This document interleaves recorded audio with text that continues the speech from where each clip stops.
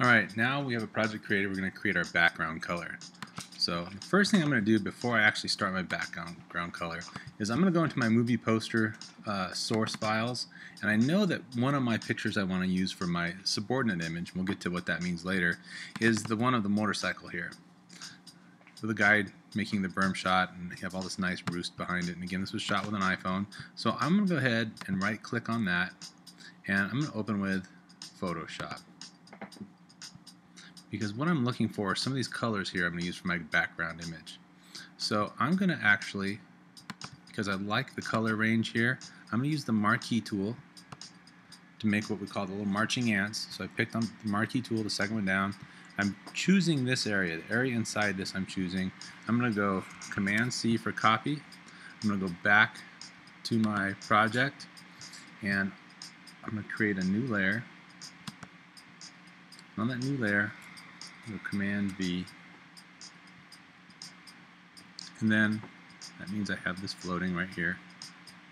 I'm going to go to Edit, Transform, Scale. I'm going to make this about the size it would normally be, and then hit my arrow button, Apply.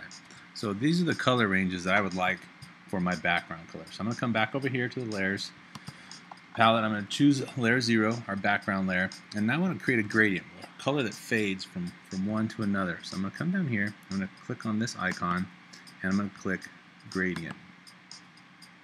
Okay, by default it's going to make a black to white gradient, which looks nice and gives us a good background. We can always go back and re-edit that layer later, but since I know I want to work with the earth tones of the dirt, I'm going to go ahead right here on the gradient, I'm going to double click that.